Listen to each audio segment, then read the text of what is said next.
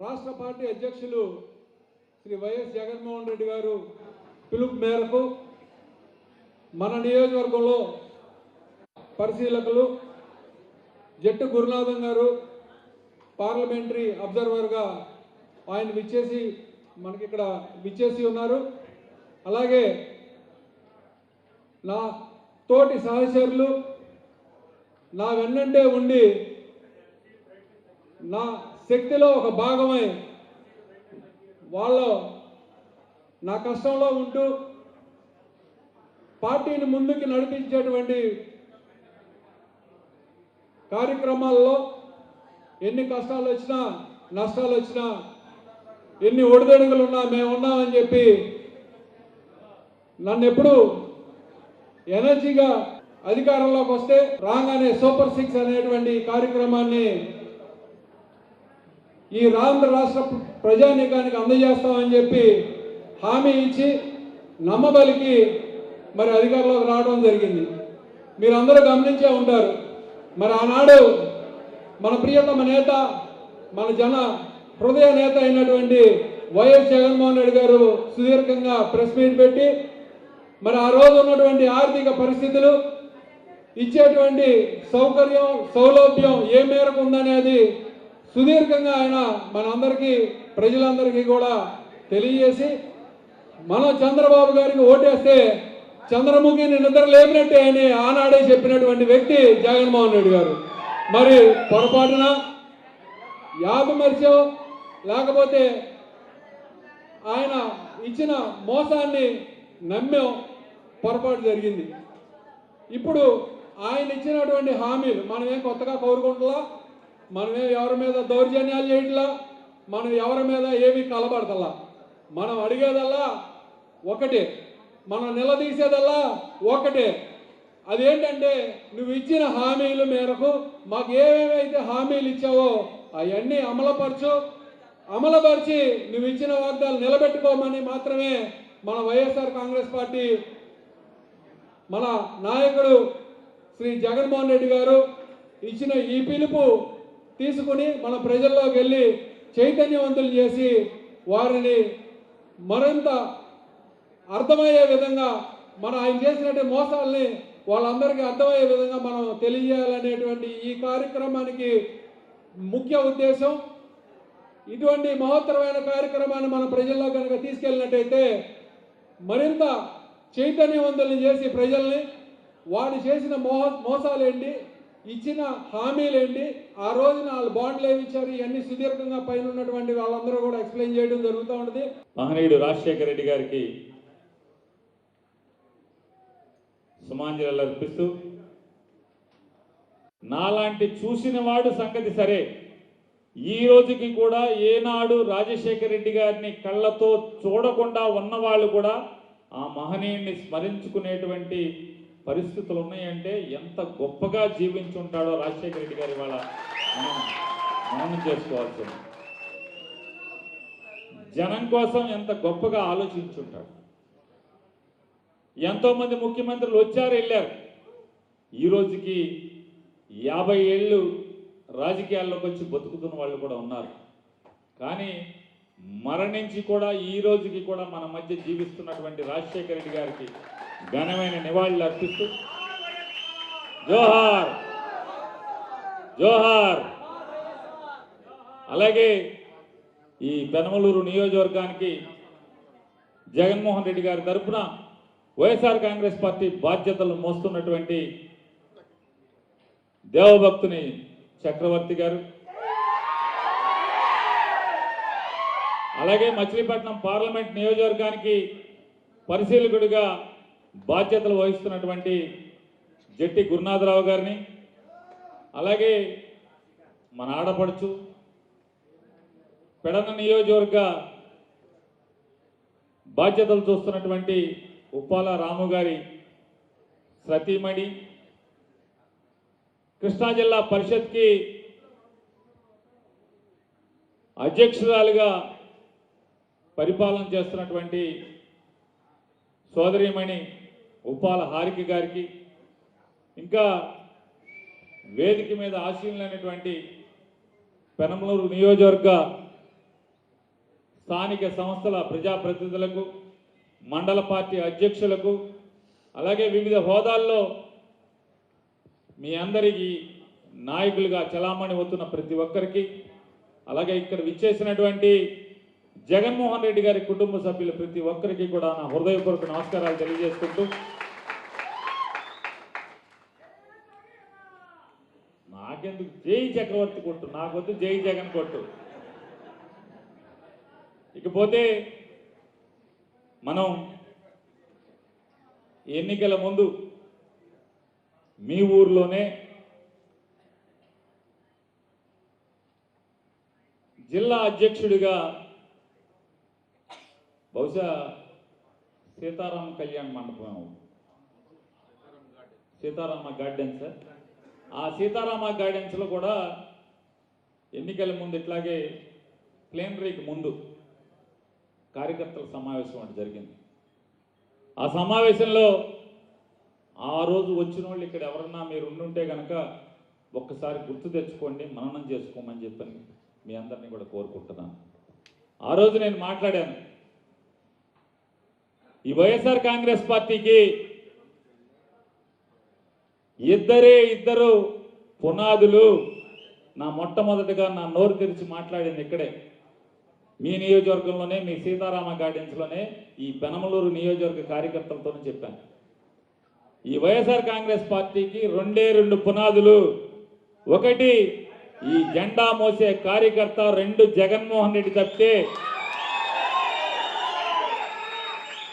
నేను కానీ సారథి కానీ పర్మనెంట్ కాదురా బాబు, వచ్చేవాళ్ళమే వెళ్ళేవాళ్ళమే అని చెప్పాను. నా మాట నిజం చేస్తా ఆయన ఇక్కడి నుంచి వెళ్ళిపోయాడు. ఒక్క పార్థసారథే కాదు, చాలా మంది పార్థసారథులు వెళ్ళిపోయారు. కానీ ఈ రోజుకి కూడా, ఆ రోజు నుంచి ఈ రోజు దాకా కూడా జగన్ జెండా వదలకుండా పట్టుకుని పోరాటం చేస్తున్నది మాత్రం మీరే. మీకు జగన్ మీద గుండెల నిండా ప్రేమ తప్పితే కుర్చీల మీద కాంక్ష లేదు, అధికారం పట్ల మోజు లేదు, అవకాశవాదం అసలే లేదనేది ఈ పెనమలూరు నియోజకవర్గం వాళ్ళందరూ కూడా జగన్ పార్టీ మనుషులు నిరూపించారు. ఇవాళ ఇన్నాకడ రామచంద్రరావు గారు, బాబు గారు మాట్లాడినట్టున్నారు. బాబు గారు మాట్లాడలేదంతా, పొద్దున ముందే మాట్లాడేశారు. రామచంద్రరావు గారు మాట్లాడారు. ఆడెవడో నుంచోనివ్వను, ఎవడు నుంచుంటాడో చూస్తాను, నామినేషన్లు ఎవడేస్తాడో చూస్తాను, నామినేషన్ కాగితాల మీద ఎవడు సంతకాలు పెడతాడో చూస్తానని చెప్పని మాట్లాడుతున్నాడని చెప్పారు. నేను ఒకసారి ఈ పెనమలూరు నియోజకవర్గానికి జగన్మోహన్ రెడ్డికి ఉన్నటువంటి బంధం ఎలాంటిదో ఒక్కసారి మీకు జ్ఞప్తికి తెచ్చే ప్రయత్నం చేస్తాను. కృష్ణా జిల్లాలో 7 నియోజకవర్గాలు ఉంటే 7 నియోజకవర్గాల్లో మరీ ప్రత్యేకించి పెనమలూరుకి జగన్మోహన్ రెడ్డికి ఉన్న బంధాన్ని మీకు ఒకసారి గుర్తు చేస్తాను. 2014లో ఎన్నికలు జరిగినాయి. ఆ ఎన్నికల ముందు వరకు కూడా సురేష్ గారు నియోజకవర్గ బాధ్యతల్లో ఉండేవాడు.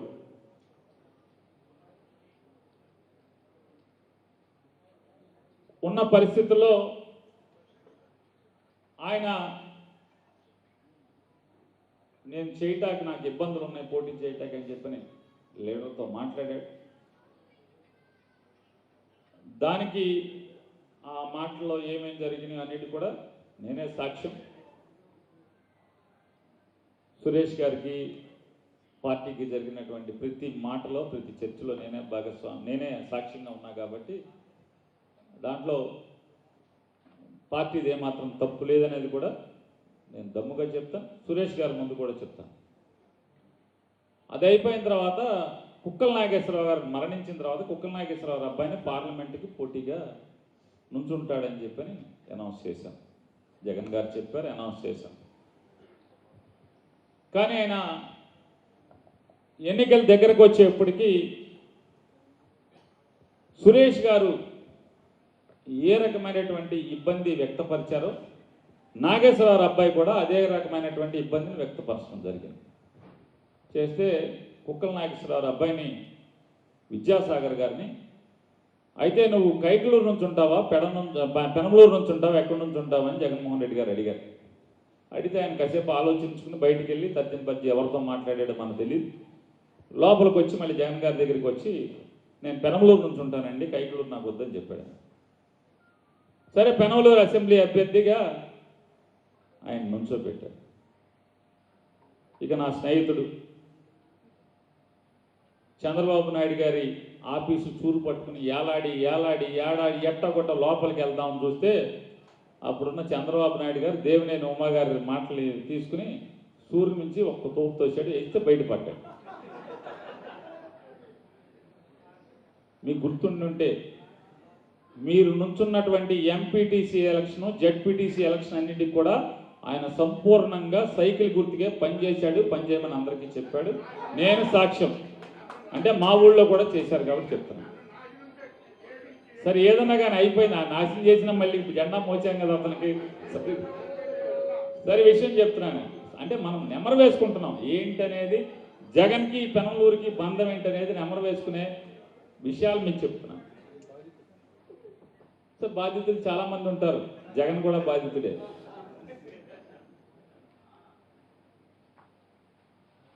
అయితే అది అయిపోయిన తర్వాత మళ్ళీ జగన్ గారి దగ్గరికి వచ్చి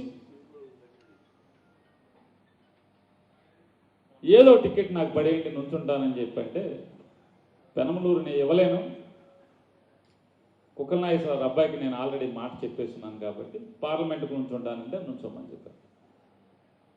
పార్లమెంటుకు నుంచున్నారు. ఆ రోజు ఎందుకు చెప్తున్నానంటే, కుక్కల నాగేశ్వరరావు అబ్బాయి నామినేషన్ వేసిన తర్వాత సారథికి సాగర్కి ఇద్దరికి వచ్చినటువంటి మనస్పర్ధల్లో అతను హోటల్ రూమ్ కూడా ఖాళీ చేసి వెళ్ళిపోయాడు. బ్యాలెట్ పేపర్లో అతని పేరు వచ్చేసింది, బీ ఫారం ఇచ్చేసాం, విత్డ్రాయల్స్ అయిపోయినాయి. నాకు తెలిసి ఆయన చివరిసారిగా జగన్ గారిని కలిసింది చల్లపల్లి బహిరంగ సభ, ఎన్నికల బహిరంగ సభకు వస్తే అక్కడికి నా మిత్రుడి మీద కంప్లైంట్ చేయడానికి వచ్చాడు. అక్కడ ఇద్దరిని కూర్చోబెట్టి కేకలేశాడు జగన్ గారు. చల్లపల్లిలో నాకు ఎవరింట్లోనూ గుర్తురాట్ల 2014 ఎన్నికల్లో చల్లపల్లి బహిరంగ సభ జరిగింది. ఆయన రాజుగారి కాలేజీలో అయిపోయాక తర్వాత రాజుగారి కాలేజీలో పాదయాత్రకు ఓదార్పుకు వచ్చినప్పుడు కాదు, ఇక్కడ సెంటర్లోనే ఊర్లోనే జరిగింది. ఆ తర్వాత ఇక మళ్ళీ సాగర్ గారు లేరు, వెళ్ళిపోయారు. పెనమలూరు నియోజకవర్గంలో పోటీ చేసిన అభ్యర్థి ఓటు అడగల, ఊరూరు వచ్చి తిరగల, నాకు ఓటేయమని ఓటు అడుక్కోవాలా, బూతుల్లో ఏజెంట్లను పెట్టలా, ఇంటింటికి స్లిప్పులు ఇవ్వాలా, బోడే ప్రసాద్ ఇచ్చినట్టుగా డబ్బులు ఇవ్వలేదు. కానీ మీకు జగన్కి అంటే ఓటు అడగకపోయినా, స్లిప్ ఇవ్వకపోయినా, బూత్లో ఏజెంట్ లేకపోయినా, చేతికి డబ్బు ఇవ్వకపోయినా, ప్రత్యర్థి తెలుగుదేశం పార్టీ బోడే ప్రసాద్ డబ్బులు ఇచ్చినా 73,000 ఓట్లు ఈ పెనమలూరు నియోజకవర్గంలో ప్రజలు వేశారు జగన్కి.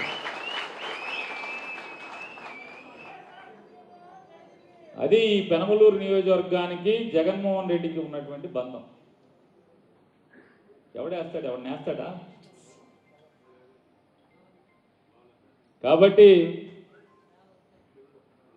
ఎవడో ఏదో బెదిరించినంత మాత్రాన పెనమలూరులో ఏమి జరిగేది లేదు. మీరు నామినేషన్ వేసి కూర్చోండి, ఖచ్చితంగా వేసే జనం ఓటు వేస్తారని చెప్పినది. మీరు ఇంటింటికి తిరగండి చాలు, ఈ ప్రభుత్వం చేసినటువంటి మోసాలను చెప్పండి చాలు. ఈ దగాకోరు ప్రభుత్వం, నారా చంద్రబాబు నాయుడు, పవన్ కళ్యాణ్ గారు ఈ రాష్ట్ర ప్రజల్ని ఎంత దగా చేశారో, మోసం చెప్పారో గుర్తు చేయండి చాలు. ఇంకేం అక్కర్లా. ఎంపీటీసీ సంగతి వాళ్ళే చూసుకుంటారు, ఈ బోడే ప్రసాద్ సంగతి కూడా వాళ్ళే చూసుకుంటారు, ఎవరు చూడాల్సిన పని లేదు. ఇంకా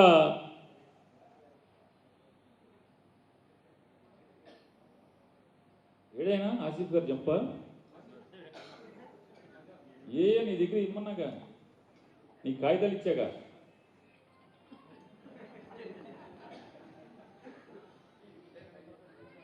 ఇకపోతే మనం చాలామంది నేను వచ్చేప్పుడు కూడా డీజిల్ పెట్టారు, రప్ప రప్ప రప్ప. నిన్న పామర్లో కూడా చెప్పాను, మీరు గుర్తుపెట్టుకోండి. పూర్వం నుంచి మన తాత ముత్తాతల నుంచి ఒక మాట చెప్తారు, కరిచే కుక్క అరవదు, అరిచే కుక్క కరవదు అని. ఈ రప్ప రప్ప అని రోజు నిదట్లో కూడా మాట్లాడే ఎవడు కూడా చేతకానోళ్ళు మాత్రమే రప్ప రప్ప అని మాట్లాడతారు. నిజంగా నీలో చేత ఉంది, సత్తు ఉంది, కసి ఉంది, పగ ఉంది, రెండో కంటికి తెలకుండా చేసే నీకు సత్తు ఉంటే చేసి పారదబ్బాలి. అంతేగాని మాటకి పొద్దు నుంచి టిఫిన్ చేసేప్పుడు ఒకసారి, కాఫీ తాగేప్పుడు ఒకసారి, టీ తాగేప్పుడు రప్ప రప్ప. ఈ సొల్లు కబుర్లు కట్టి పెట్టండి, సొల్లు కబుర్లు కట్టి పెట్టండి.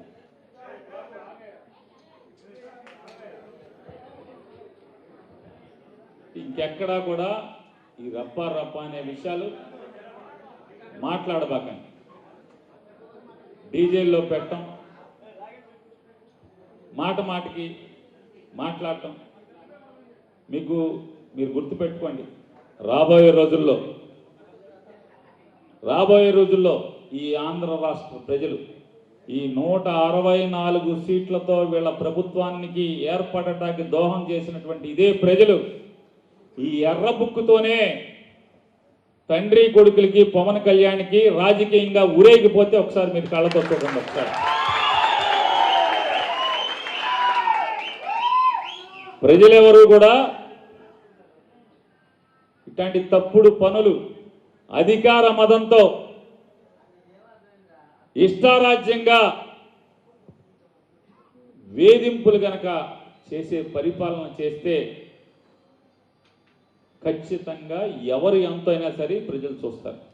కాబట్టి కరిచే కుక్క అరవదు, అరిచే కుక్క జాగ్రత్తగా ఒళ్ళు జాగ్రత్త పెట్టుకోండి. ఈ రప్పాలు మానేసి జనం హృదయాల్లో ఎలా గెలవాలి, జనం గుండెల్లో జగన్ని ఎలా నింపాలి, దానికి ఏం చేయాలంటే ఒకటే, ఈ మోసగాళ్ల ప్రభుత్వాన్ని ఎలా మోసం చేశారో, ఎలా దగా చేశారో ఒక్కసారి గుర్తు చేయాలి. ఎందుకంటే ప్రజలకి మరుపు తొందరగా వస్తుంది కాబట్టి ఒక్కసారి గుర్తు చేయాలి. ఆ గుర్తు చేయటం వరకే మనం చేయాల్సినటువంటి కష్టంగా మీ అందరికీ విజ్ఞప్తి చేస్తూ, ఇవాళ జగన్మోహన్ రెడ్డి గారు అంతగతం పొగాకు రైతులకి గుంటూరు మిర్చి యార్డుకి వెళ్ళారు. అక్కడికి వెళ్ళే వరకు కూడా ఒక్క మంత్రి ఆ పార్లమెంట్ గుంటూరు మిర్చి యార్డుకు ఏరియాలో మిర్చి పంట పండేటువంటి లేదా టొబాకో పంట పంట ఈ 2 చోట్ల కూడా కేంద్ర మంత్రి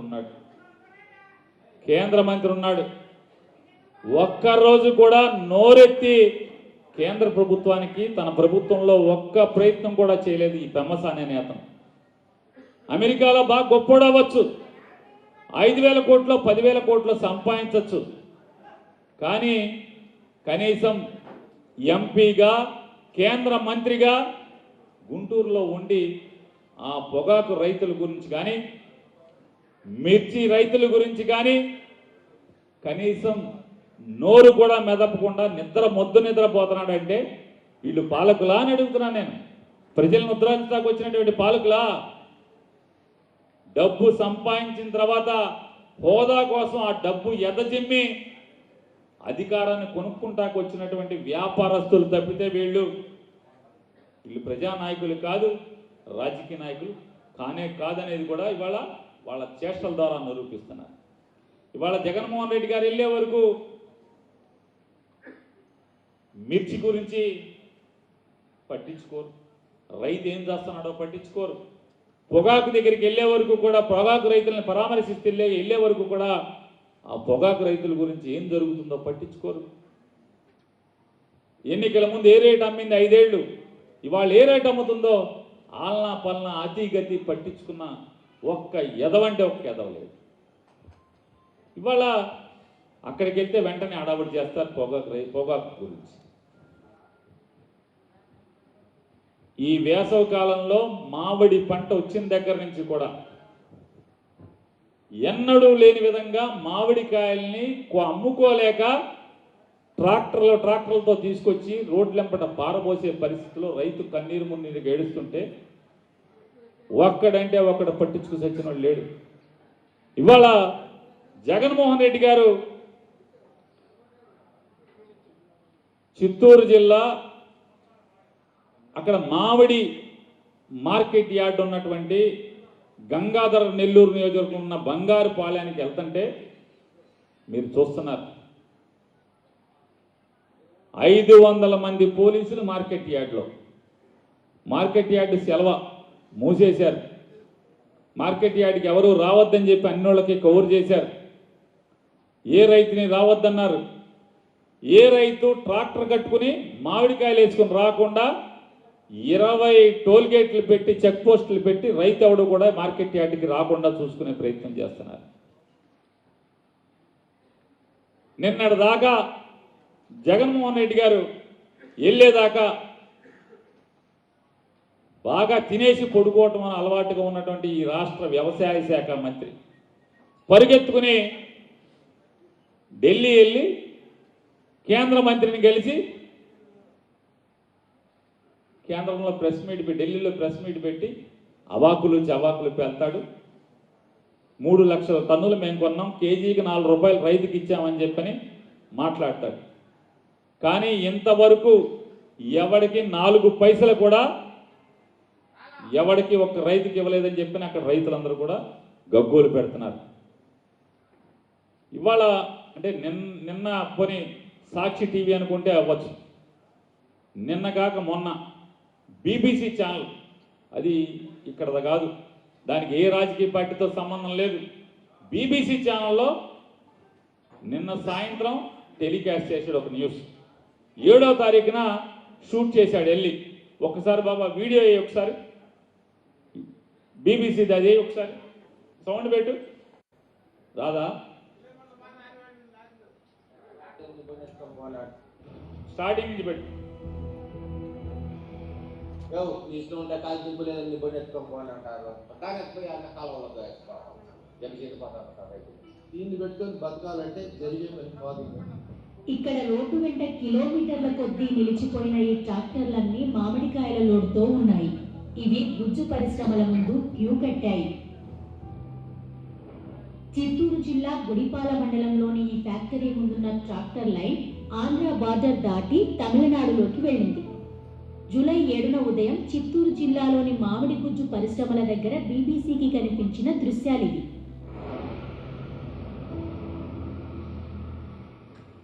కాయ ఎత్తుకొచ్చి 3 రోజులు అవుతా ఉంది, ఇంతవరకు రండా అని అనలేదు. మా పరిస్థితి ఉన్నది. ఏమైనా పోయి ఆ క్రాంప్ మాకు అన్లోడ్ చేయాలన్నా బండి అని అడిగితే ఇష్టం ఉంటే కాలు దింపులేదని బండి ఎత్తుకొని అంటారు. అట్లా గమ్మున రోడ్డు మీద పెట్టుకొని కాసుకోన్నాం. ఎప్పుడు తీసుకుంటారో అట్లా వాళ్ళు తీసుకునేటప్పుడు తీసేసుకోవాలి, భోజనానికి లేకుండా. లోడ్ అన్లోడ్ చేయాలంటే 5 రోజులు పడుతుంది. 5 రోజులు పడుతుంది. అప్పుడు అర్థం మాగిపోయింది సార్. అట్లా దాన్ని మాగిపోయినా కానీ బట్టల కింద పెట్టుకోవడం కానీ ఏమవుతుంది, ఉడికిపోతుంది. మాగిపోయింది కానీ రిటర్న్ మళ్ళీ బండిలోకి వేస్తారు. మేమేమి చేసేది ఇంకేమన్నా పోతే రిజల్ట్ చేసేది అర్థం బండిలోకి అర్థం ఫ్యాక్టరీలోకి ఇట్లా వేస్తారు. దాని పోయి అన్న కాలంలో వేసుకోవాలి. చెడిపోతారు సార్ రైతులు. ధరలు పడిపోయి కాయలు అమ్మలేక క్యూలో రోజుల తరబడి వేచి చూడలేక ఇలా మామిడి చెట్లనే నరికేస్తున్నారు కొందరు రైతులు. మామిడికి బదులు ప్రత్యామ్నాయ పంటలు వేసుకుంటామని చెబుతున్నారు. జ్యూస్ ఫ్యాక్టరీలే కాకుండా ర్యాంపులు, మార్కెట్ యార్డులకు కూడా రైతులు మామిడికాయలను తీసుకెళ్తున్నారు. బంగారుపాలెం దగ్గర ఉన్న ర్యాంపుల దగ్గర కొందరు రైతులతో బీబీసీ మాట్లాడింది. ఇప్పుడు 4 లోడ్లు తోలి ఒక 2-3 వారాలు అవుతుంది. ఇంకా బిల్లు ఇస్తామని చెప్పిన వాళ్ళు లేదు, ఏమీ లేదు. ఆడికి ఇంటికి తిరుక్కుంటా ఉండేది. ఇంకా 2 రోడ్లు 3 రోడ్లు అయ్యేట్టుగా ఉంది. నా పరిస్థితి అయితే మొత్తం చెట్లనే మాయిపోయింది సార్. ఈ రేట్లు లేవు. ఎక్కడ పోయినా మండి లేకపోతే వద్దు ఎత్తుకొని పో, మేము చెప్పేదాకా పోయేద్దు అంటారు. మంత్రికి, రాష్ట్ర ముఖ్యమంత్రికి కనీసం బుద్ధి జ్ఞానం ఉందా? ఎంతసేపు రాజకీయాలనేది దిక్కుమాలిన రాజకీయాలకి కనీసం రైతుల పట్ల నిన్నగాక మొన్న ఆ స్థితిలో ఉంటే మేము కొనేసాం మామిడికాయ రైతు అంతా కూడా కేజీకి 4 రూపాయలు మేము ఇచ్చాం, 12 రూపాయలు మార్కెట్ వాడు ఇస్తే ఆ 4 రూపాయలకి వెళ్ళి 16 రూపాయలకి కొన్నాం మేము అని చెప్పి మాట్లాడతారు.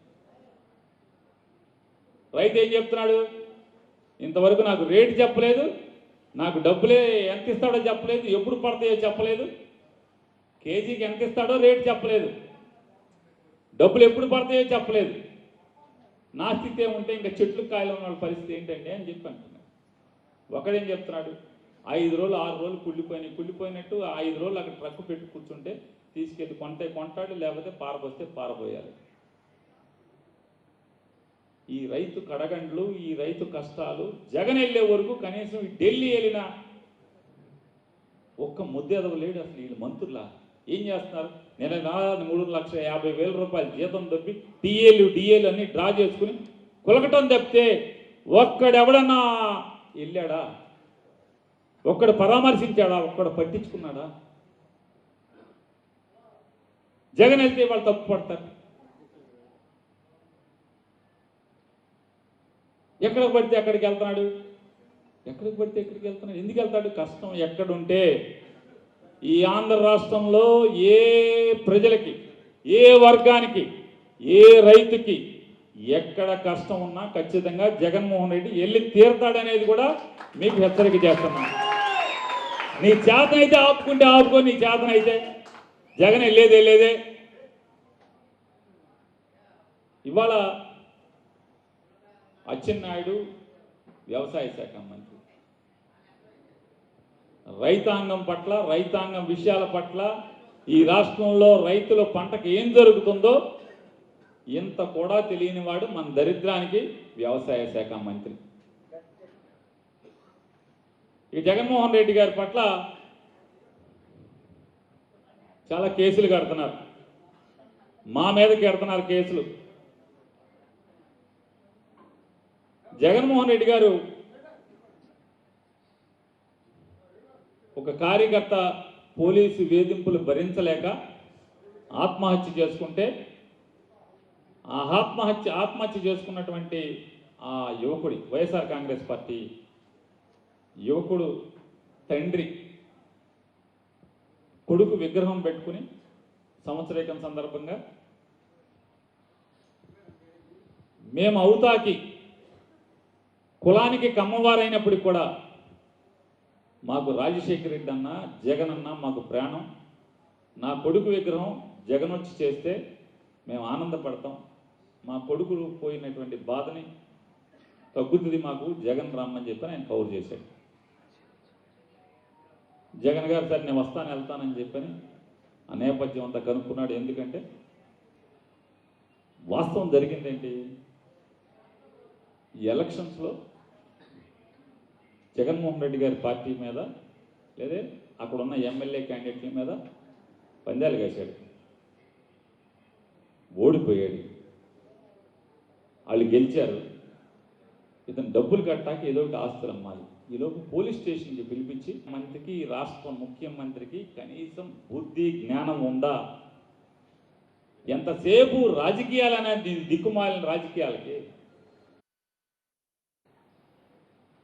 ఇకపోతే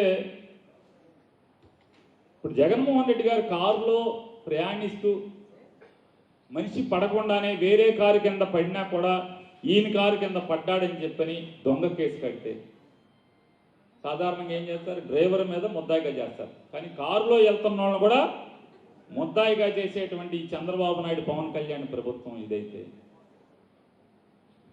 ఇప్పుడు ఇన్ని తేపకి మేనిఫెస్టో ఇచ్చి మోసం చేసే వాళ్ళని ఏమంటారు, నమ్మించి మోసం చేసే వాళ్ళని ఏమంటారు తెలుసా? అది నేర అంటే అలాగే ఐపీసీ కింద, అంటే ఇండియన్ పెనల్ కోడ్ కింద, భారతీయ శిక్షా స్మృతి కోసం కింద సెక్షన్ 420 కింద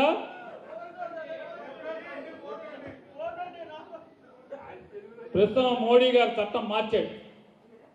బిఎన్ఎస్ యాక్ట్, భారతీయ న్యాయ ఏమంటారు దాన్ని, సంహిత కాదు, సంహిత. ప్లేటర్ గారు ఇక్కడే ఉన్నాడుగా. భారతీయ న్యాయ సంహిత చట్టంలోని 318(4) కింద చంద్రబాబు నాయుడు నేరానికి అంటే క్రైమ్ కడతాకి, నేరం నమోదు చేయటానికి సంపూర్ణంగా అర్హత ఉందా, అర్హత లేదా నేను అడుగుతున్నాను చంద్రబాబు నాయుడు గారికి.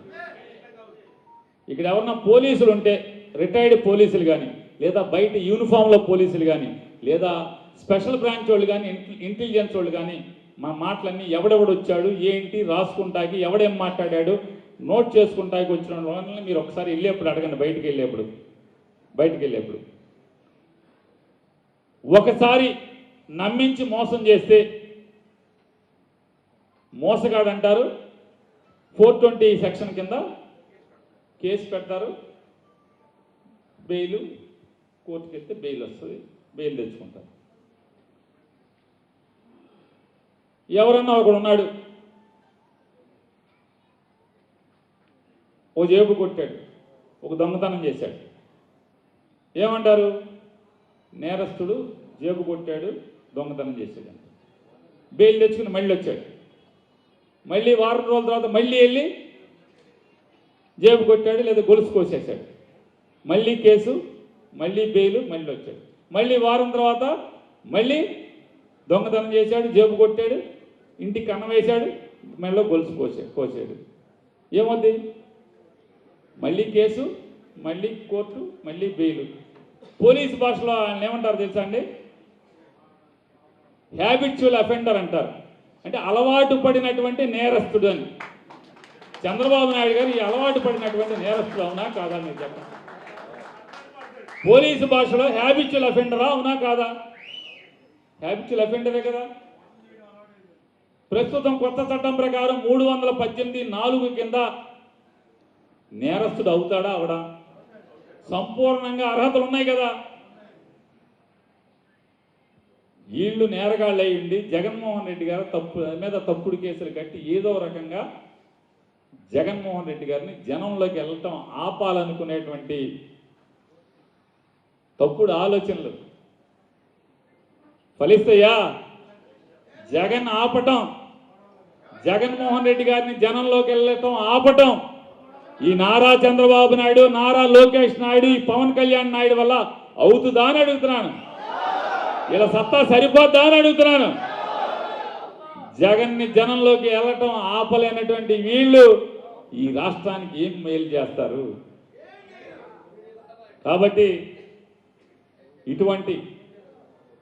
ఇప్పుడు మనందరం మాట్లాడుకున్నాం, ఇటువంటి తప్పుడు దుర్మార్గ పోకడలతో ప్రజల్ని ఎన్నికల ముందు అరచేతిలో వైకుంఠం చూపించి ఎన్నికల అవసరం తీరిన తర్వాత అధికారంలోకి ఎక్కి కూర్చున్న తర్వాత ఈ రకంగా మోసం చేసేటువంటి ఈ వ్యక్తుల గురించి, వీళ్ళ మోసాల గురించి గ్రామాన తిరిగి, ఇంటింటికి తిరిగి గుర్తు చేయమని చెప్పని మీ బోడే ప్రసాద్ గారు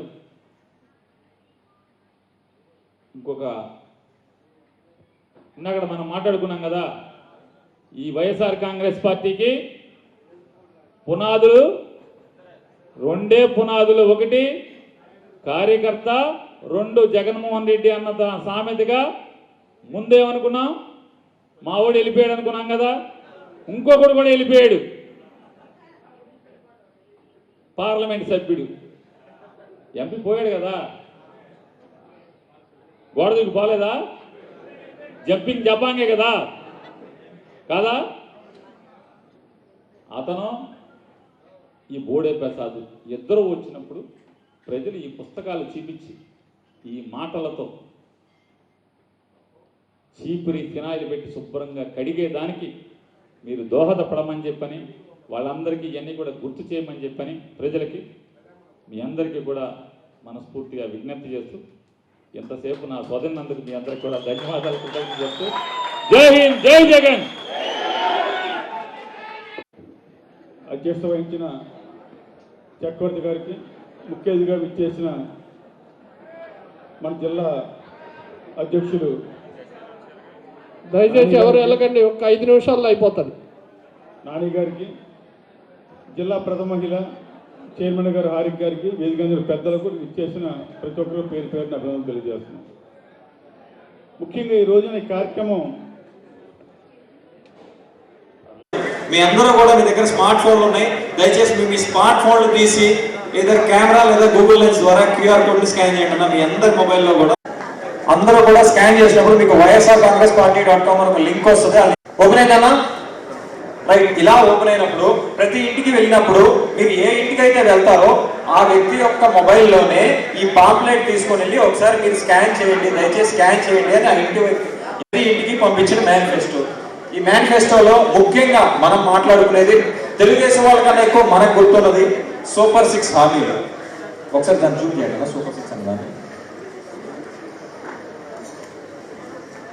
ఈ సూపర్ 6 హామీల్లో ఏమున్నాయో ఇక్కడ ప్రతి ఒక్కరికి తెలిసిందే.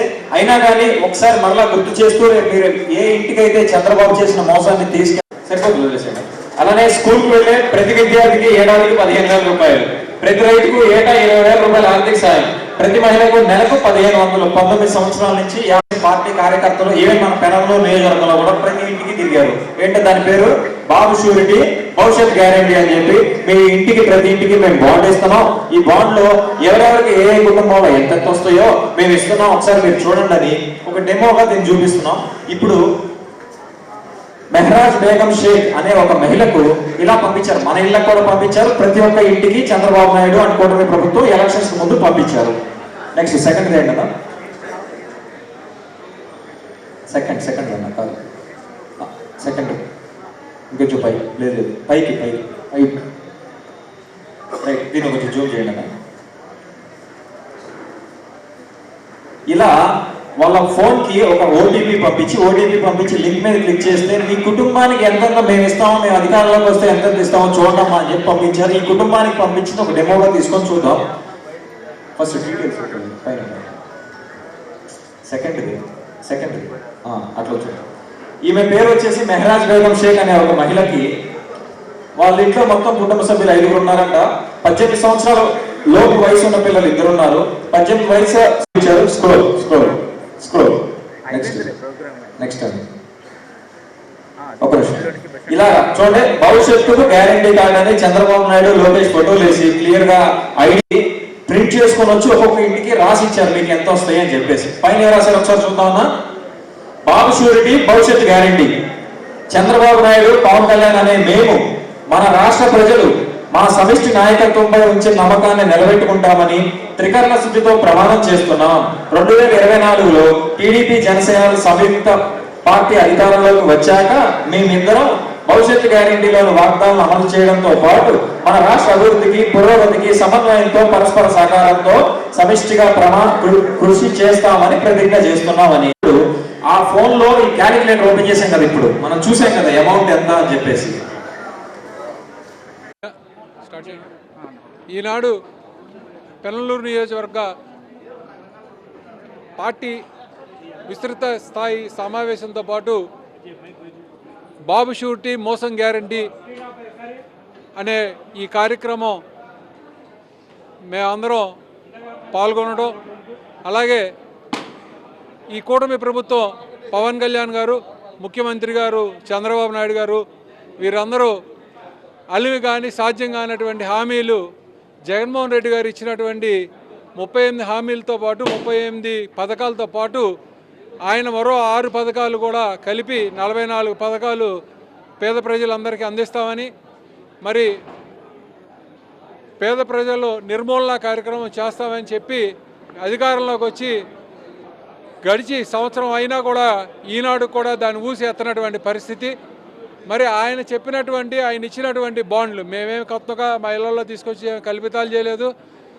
ముఖ్యమంత్రి గారు డిప్యూటీ సీఎం గారు ఇద్దరు త్రికరణ శుద్ధితో మేము ఇది ప్రమాణం చేస్తున్నాము. జూన్ 2024 సంవత్సరం అధికారంలోకి రాగానే వెంటనే పథకాలన్నీ అమలు చేస్తామని, ఈ కార్యక్రమాలన్నీ నిర్వహిస్తామని చెప్పినటువంటి ఈ ప్రభుత్వం నిమ్మకి నీరెత్తినట్టుగా ఇవాళ కూడా ఒక కార్యక్రమాన్ని కూడా చేసినటువంటి దాఖలాలు లేకుండా కేవలం అమ్మఒడి కార్యక్రమం లేకపోతే తల్లికి వందనం అనే పేరుతో కఠినమైనటువంటి నిబంధనలు పెట్టి సుమారు 10 లక్షల పైచీలకు పిల్లల్ని కూడా తగ్గించి ఇచ్చినటువంటి పరిస్థితి. ఎటువంటి కటింగులు లేకుండా కూడా ఇస్తామని చెప్పి సాక్షాత్ ముఖ్యమంత్రి వారు చెప్పి ఆయన ఇచ్చిన మాట కూడా ఆయనే వెన్నుపోటు పొడుచుకున్నటువంటి దౌర్భాగ్యమైన పరిస్థితిలో ఈ ముఖ్యమంత్రి కొనసాగుతున్నారు. మరి ఈ చైతన్యవంతం చేసేటువంటి ఈ ప్రక్రియలో ప్రజల ముందరకు తీసుకెళ్లేటువంటి ఈ కార్యక్రమం ఎలా చేయాలి, ఏం చేయాలి అని మేము క్రియాశీలకమైనటువంటి పార్టీ నాయకులు అందరం కూడా ఇక్కడ సమావేశమై దీన్ని ఎలా రూపొందించాలి అనేది బృహత్తరమైన కార్యక్రమం జరుపుకోవడం జరిగింది. దీని ద్వారా మేము రేపు రాబోయే కాలంలో మేము ప్రజల మధ్యకి వెళ్ళి వాళ్ళని చైతన్యవంతం చేసి ఒక్క కుటుంబానికి ఈ ప్రభుత్వం ఎంతెంత బాకీ ఉందనేదాన్ని తెలియజెప్పేటువంటి కార్యక్రమాన్ని మేము చేపట్టడం జరిగింది.